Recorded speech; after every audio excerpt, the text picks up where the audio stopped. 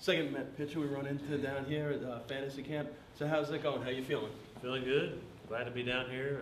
Excited to get everything going. For you, you really came into your own this year as a closer. How upsetting is it to then suffer an injury like that? It's part of baseball, you know. It's hard to stay healthy throughout your career, and you know, you're always going to have hurdles and stuff to get around, and it's one of the things. It's frustrating, but you know, like I said, it's bound to happen, and you have to find a way to get around it and get better and move on. It's a little scary. I mean, obviously for a pitcher, if it's his arm right away, you think, but being the neck, you know, all in the shoulder areas, did that concern you a bit because of where the injury was? Yeah, it's not an injury I expect. You know, as a pitcher, you expect your you know, shoulder or elbow or hips or something to go, and you know, you don't really expect your neck to bother you. So it's a little concerning, but after some research and you know, asking doctors and going around, is something that happens very often in you know, everyday society. And surgery was fairly straightforward and successful, and you know, rehab's fairly straightforward. And, you know, it's something we can deal with.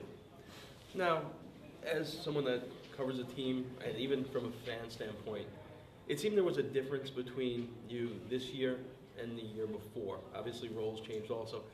How much of a role did Jason Isringhouse play in your maturation as a Major League Baseball player and a reliever? Yeah, it's you know, he was somebody that, you know, I've modeled my career after, and you know, try to be like him. He's a, you know, very straightforward guy. He's very you know, out front and ongoing about his career, and you know, he kind of makes you take your career in your own hands, and you know, watch him go through what he's been through, and you know, his injuries and everything is fun to watch. And you know, he taught me the curveball too, so you know, that just you know, further helped me you know, get more outs, and you know, he's a very good role model.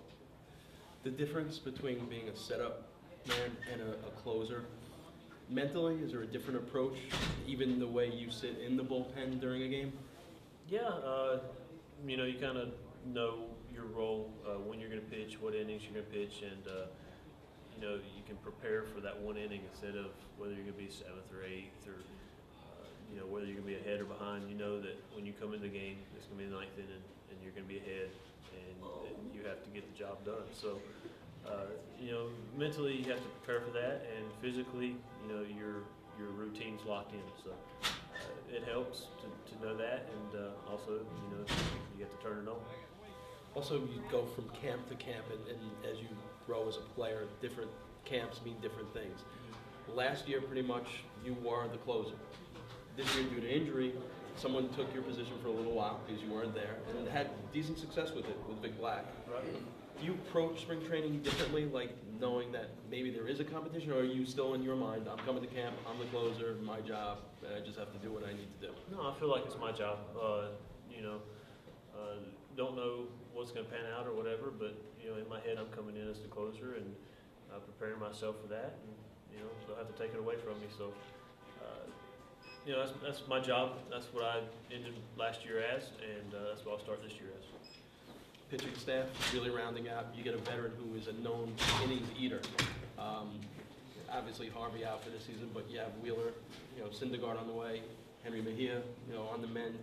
As a closer, when you see that staff, you look at this year's team differently?